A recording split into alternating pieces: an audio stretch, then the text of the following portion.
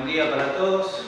Mi nombre es Carlos Piacente y voy a tratar de decirles o contarles un poco cuál fue el camino recorrido por el cual llegué al software libre para que la escuela de por sí tome la decisión y acepte la decisión de adquirir el software libre. Le comento un poco mi historia. Soy técnico superior en sistemas, antigüedad de 22 años, laborando acá dentro de la casa. Soy jefe de laboratorio de informática y hago soporte de toda la red. Cuento un poco los problemas presentados en la escuela que fueron sucediendo. En principio, bueno, el crecimiento del parque informático dentro de la escuela, la expansión de la red, la actualización del software. De alguna manera eso eran los problemas que se presentaban. Si bien nosotros teníamos la posibilidad de comprar equipo y hardware, el gran problema que sucedía era justamente con el software. Con el cambio del hardware, la institución se vio obligada a cambiar el sistema operativo y sus aplicaciones. El problema mayor era que todos estos paquetes de software eran licenciados y la escuela no disponía del capital para invertir en los mismos. Nosotros hasta cierta cantidad de años, por ejemplo hasta el 98, 96, 2000, 2004, estábamos trabajando con software que si bien era licenciado, pero no era la copia legal. Hasta que empezó a aparecer el software legal como institución y visitando todas las empresas que de alguna manera podía llegar a ocurrir a que acá también la recibamos y podamos tener alguna multa. Entonces, por ese motivo, justamente apareció esta disyuntiva: si invertir en el software licenciado o adquirir un software libre. El otro gran problema es el mantenimiento constante de la PC en lo que se refiere al sistema operativo Windows, que era lo que teníamos antes, las actualizaciones del antivirus, el anti-spyware, la limpieza de archivos temporales, y así puedo enumerar un montón de tareas que yo las tenía que hacer personalmente en cada una de las máquinas de la escuela. Bueno, con todas estas razones más que elocuentes, mi curiosidad me ha hecho explorar sobre el concepto del software libre, que de alguna manera yo ya tenía un indicio de qué era, pero nunca lo exploré o nunca lo desarrollé para investigarlo, porque lo tenía como guardadito, pero no tenía ese bichito de curiosidad que a uno se le despierta cuando las papas queman. Bueno, entonces el problema era encontrar también qué distribución de Linux ofrecía el mayor acercamiento hacia la educación y además que la interfaz gráfica sea amigable, porque hasta hace unos años atrás las primeras versiones, por ejemplo de Ubuntu, no eran tan amigables o no eran tan simples como ahora, y entonces eso podía ya causar un rechazo.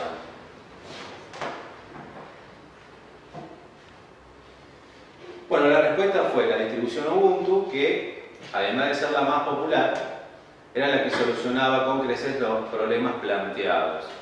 Es decir, no tenía virus, no teníamos que pagar obviamente ningún centavo, porque es software libre, y por sobre todas las cosas es la estabilidad que presenta. Pero existía otro desafío a cumplir, y era convencer a los directivos y luego a los alumnos para poder llevar a cabo semejante cambio. O sea, ese para mí fue el otro gran obstáculo a vencer.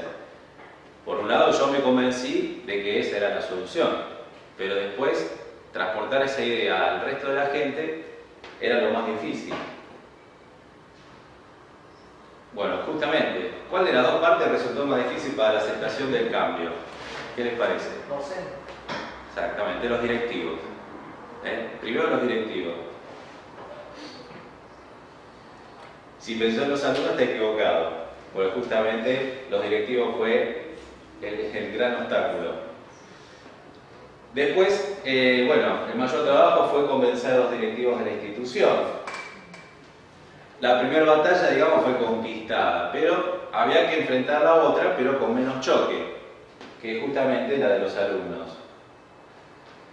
Hacerle entender a los alumnos que Microsoft no es lo mejor ni lo único en el sistema operativo y en aplicaciones. Eso para mí también resultó un gran desafío, porque el hecho de mostrarles que el mundo no solamente se centraliza en Microsoft, mostrarle otras alternativas, para mí fue una experiencia muy buena. Y para ellos también, supongo, porque descubrieron otras alternativas. Bueno, ahí está, el gran desafío era demostrarles a ellos que el concepto de software libre no solo es gratis, sino que su código fuente es accesible para modificarlo por programa. Es decir, no solamente era mostrar y decir, no, esto es gratis y lo pueden instalar, sino también justamente la posibilidad de modificarlo por software, ya que el código está disponible.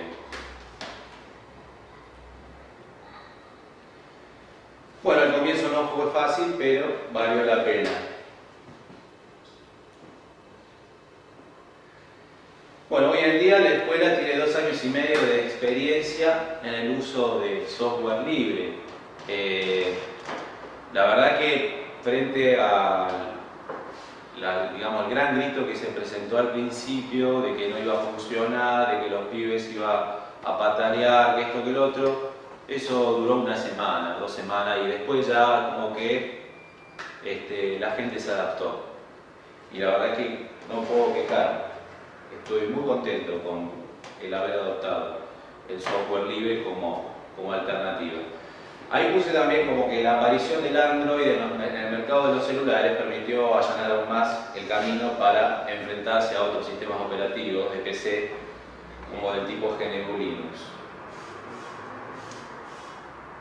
Y el último obstáculo a sortear era buscar los paquetes de software que cumplieran las mismas funciones que los licenciados bajo Windows. Es decir, encontrar programas que sean similares a los que nosotros usábamos en Windows.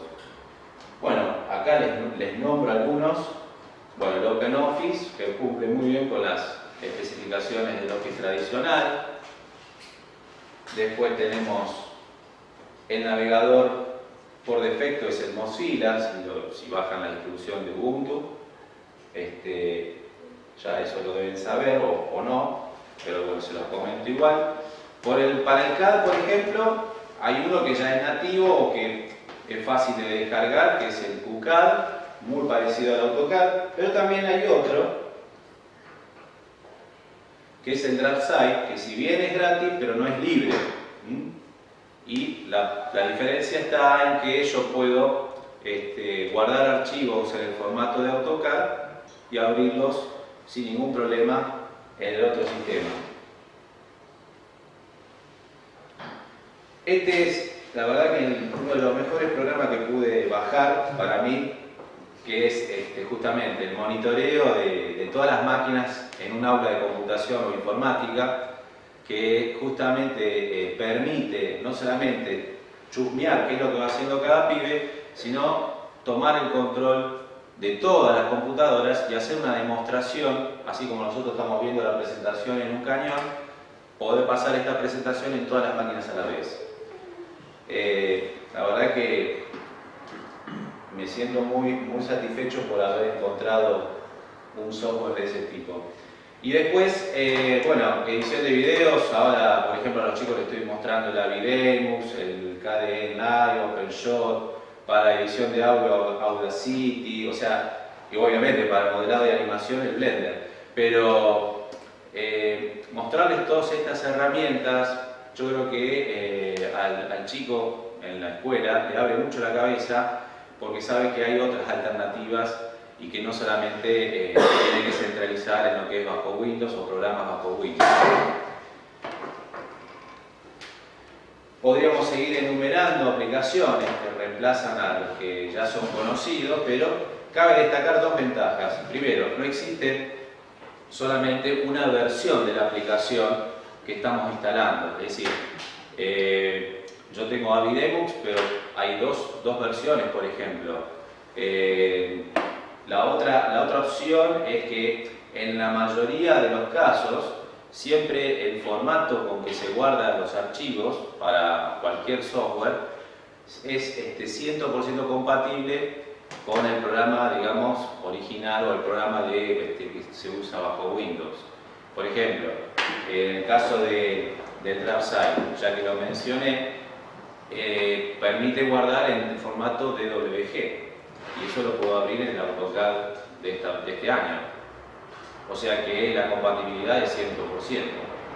No todos los software presentan esa compatibilidad, pero sí, por ejemplo, si hablo de los editores de video, perfectamente puedo generarlos en el formato AVI, en el formato MPEG o en el formato que a ustedes se les ocurra. O sea que hay mucha diversidad de software y eso es lo bueno. Bueno, eso es todo.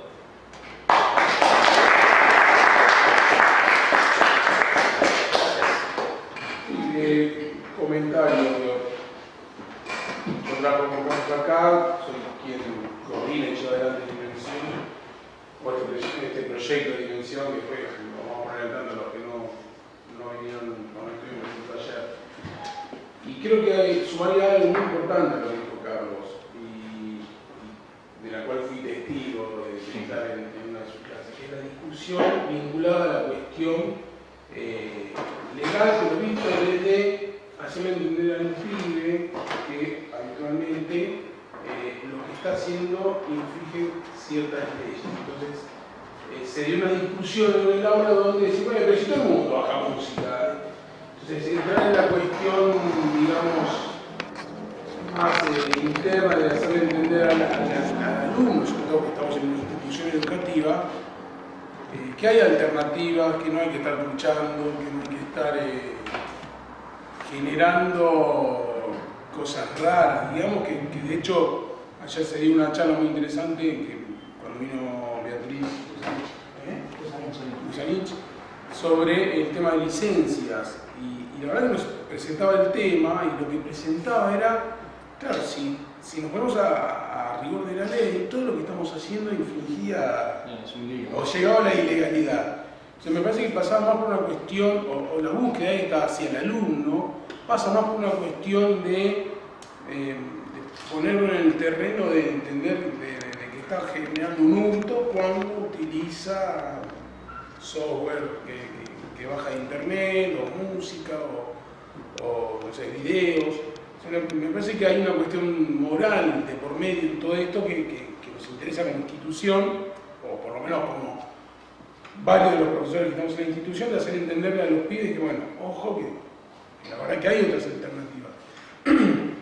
Y de hecho, como decía Carlos, a los pibes les resultó mucho más fácil entender tal vez eso que a las autoridades. Y la gran queja es, y lo vivo cotidianamente, se sientan frente a la computadora y o sea, no saben por dónde empezar. Y en realidad no es que no sepan, es que ya la resistencia que tienen al cambio genera el cierto bloqueo de decir, ¿por qué no me dejar con lo que estaba? Que ya estoy acostumbrado a eso. Bueno, tema escabroso en docencia, tema muy escabroso en docencia, que justamente tiende a hacer que el docente se achanche, por decirlo de una manera, y ya está, así está bien, y voy para ese lado, cuando en realidad tendría que estar activando cerebro constantemente en los alumnos. Y en eso digo, por eso me tomé el atrevimiento y a su vez el agradecimiento hacia Carlos, y decir, mira, venía a contar la experiencia, porque la verdad que digo, yo trabajo en nuestra institución a nivel medio también, donde tiene el campus, esto, lo otro, y nada, pagan fortuna por algo que Carlos lo está haciendo a pulmón y que está constantemente investigando y metiéndose. El Vital, por ejemplo, es un programa que más allá del control que uno puede ejercer para situaciones típicas de un alumno o un adolescente que va a llegar a hacer tal trabajo práctico y de pronto lo encuentras en Facebook, más allá de ese control que uno puede generar, es muy interesante como herramienta. Muy interesante porque por ahí, imagínense, nosotros estamos trabajando con grupos no muy grandes, pero pueden ser grupos de hasta 27 pibes. Por ahí son 27 veces la misma pregunta que te hacen. Entonces, si bueno, vamos por este lado. A este grupo se los explico, miren todos acá. Y la verdad que es muy bueno eso. Entonces, hay alternativas muy interesantes que gracias a Carlos estamos descubriendo. Yo mismo con el tema de Blender específicamente, yo que vengo del área del diseño industrial, estamos acostumbrados a usar ciertos programas. Y fui encontrando en toda esta gente como Lucas, como Carlos, decía, che, mirá que también está esto. Y bueno, veamos, a ver qué onda. Y creo que es como dice Carlos, en 2 años y medio el cambio es terrible, sobre todo porque estás replicando en cabezas que están todavía muy frescas, como para moldear, que son pibes, como los que tenemos acá, que no sé, empezarán a los 14 años y se van a los 18, 19 años del colegio. Entonces es como que empezar a hacer el picaceso de decir, che, mirá que hay cosas interesantes para ver, y la verdad que es muy viola la iniciativa. Así que Carlos, te agradezco por estar un sábado a la mañana acá. No, por favor. Me gustó compartir la experiencia y además, no sé, por ahí si sirvió o no, me parece que tenía ganas de contarlo. Sí. Más que nada. Pero digo, en lo personal, una experiencia específica en una institución de muy buen nivel, supuestamente, desde la OR, la Escuela OR, y tiene otra forma de pensar su educación diferente a la nuestra. Y hay un tema que no podemos solucionar, es que, por ejemplo, yo digo una materia que es tecnología y estoy en un laboratorio con 40 máquinas y no puedo hacer que los pibes presten atención porque están colgados o con el Facebook o con el BlackBerry, lo que sea. Y acá una decisión institucional que se bloquea Facebook y se acabó. ¿Lo necesitas? ¿Qué vas a hacer? Listo, se te habilita, no hay problema. Pero llegado el momento de editar, ni siquiera hizo falta bloquearlo. Che, y es más, es muy divertido a veces la reacción de los pibes porque a través de este programa, Carlos, podés mandarle mensaje a la computadora. Sí, mirá, que no estás haciendo lo que corresponde, o deja de estar en Facebook, o sea, me convierto en una especie de gran hermano. O sea, sí, que convengamos que para cuestiones educativas es súper útil. En un ambiente, digamos, donde tenés un alumno que tiene un celular, yo normalmente cuando doy clases lo primero que hago es agarro mi celular y se lo apago enfrente de ellos y lo pongo ahí. Y le digo, hagan lo mismo porque me desconcentran a mí y ustedes. O sea, una cosa... Claro. Sí, sí. Además, si vos estás haciendo una clase y te suena un teléfono en el medio, me parece que no es el momento para tener un teléfono. Así tampoco, pero vos necesitas ese control en algunos ámbitos académicos. Yo doy clase en un terciario en Córdoba que es también es todo, creo que se conoce, la Universidad Blas Pascal, acá en y es todo muy, sí, campus de acá, qué sé yo, todo muy lindo, pero vos estás en clase y se pone a volver. Y ahí también estoy hablando con Blender, entonces a mí me preguntaron qué software, qué licencia, y yo les decía que bacano, ningún problema. Eso les encanta, entonces me tienen que pagar. Ah, claro. Los convencen de seguir. Pero bueno, eso creo que es. Ahí tienen todo Windows en los tienen doble buteo, creo, pero Linux no usa nadie. Ahí. Y yo estoy tratando de ver por lo menos empezar a usarlos yo ahí en el. Mira, yo que hago mantenimiento acá en la escuela, ¿no es cierto? Cada vez que me viene una máquina para reparar, porque hay que formatearla, y obviamente porque tenía Windows, agarro y medio así como de prepo le tiro el Ubuntu. ¿Qué me hace? Me dice. Digo, empecé a acostumbrarte, le digo, porque yo no quiero laburar, perder tiempo en esto ya, porque yo hace 20 años que estoy laburando con esto. Entonces, a mí me cuesta mucho tener que estar manteniendo las máquinas, porque cada vez crecen más. O sea, cada vez empezamos con 20 máquinas y ahora hay dando vueltas como 100 máquinas. Y tener que estar repartido, y además el tema de la red y la impresora, que esto y lo otro, se me hace eterno y nunca puedo avanzar en lo otro, que es justamente en la parte del software. Pero sí, al directivo, me acuerdo, le puse Ubuntu. Y era una gran resistencia y se lo dejé de prepo. Y después de un tiempo le pregunté, ¿qué te pareció? Le digo, ¿seguís pataleando? No, ¿sabes que no? Ya me acostumbré. O sea, es la gran resistencia, como decía Víctor, al cambio. Y la verdad que después, una vez que se adaptan, ya no tengo más discusión. Y terminan dándome la razón de que eso era lo óptimo. Y con los pibes, bueno, no hay diferencia porque los pibes se adaptan enseguida. Sí. Los celulares que hoy hay en día. Sí, la verdad que tampoco Ubuntu es muy difícil. El nene que está ahí, que es mi hijo, maneja Linux. Claro. O sea, no estamos hablando de un chico de 17 años, tiene 5 años. Nada. Sí, de hecho, por ejemplo, me pasaba a mí, yo soy profesor de dibujo, entonces tengo que corregir planos. Claro, hoy no le tengo a los pibes la posibilidad de trabajar con computadora. Y es más, hay otra cuestión que se nos empieza a venir, que vamos a tener que empezar cómo hacerlo, que es la disponibilidad del laboratorio. Llega un momento que se empieza a saturar. Entonces los pibes quieren avanzar con sus trabajos y dicen, bueno, ¿puedo traer mi computadora? Sí, tráela, bajo tu responsabilidad y todo eso, tráela. Claro, ¿cómo controlar lo que te traen adentro de un pendrive? Y era cada 2x3 la computadora de dibujo que me explota de virus, porque claro, te traen lo que tienen. Y nada, yo le dije para corregir, ponerme cosas, yo cargo ahí, chao. Es más, en mi caso, que trabajo con la parte de dibujo técnico, directamente se los hago trabajando en JPG o en PDF, no necesito nada. O sea, raro, no es que necesito algún programa específico, porque como yo conozco plano nada más, la parte de dibujo en sí la hacen con Carlos en computación, ya está, se terminaron todos los problemas, porque además era, yo pongo mi pendrive y después eso lo llevo a mi casa y es un desastre. Así que la verdad es una experiencia muy, muy interesante. Bien. Tengo una dudita, esta programita para monitoreo Italtac, ¿Ital qué usa BNC para transferencia?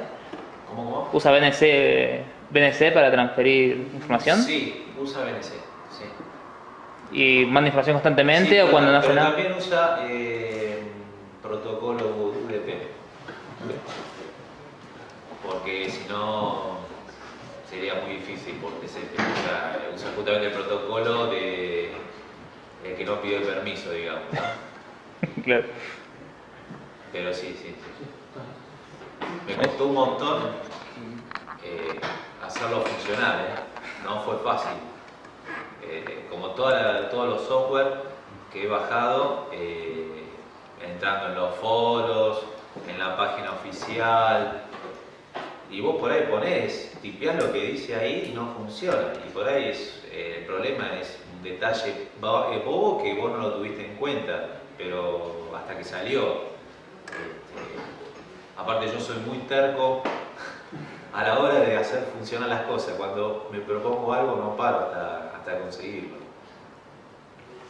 Así que...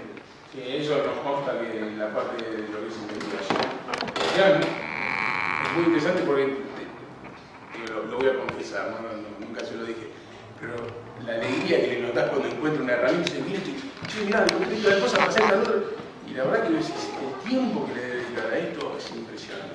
Y yo que estoy metido en la parte de diseño, algo de informática, siempre estamos en relación con Carlos, siempre te lo dice, viene y la verdad que es como un chiche nuevo, decir, mira, para editar video encontré este, para tal cosa encontré tal otra. Y la verdad que está haciendo un laburo extraordinario. Y la verdad que yo creo que se empieza a notar, De hecho, hasta uno de los directivos el otro día también vino desesperado, Gustavo, y se ponía mi logo, como decía, poneme el punto acá, porque ya tipo, entiende que no es que no hay alternativas, las hay, pero esta sigue pareciendo interesante. Gracias, Carlos. De nada, Víctor. Nos sacamos.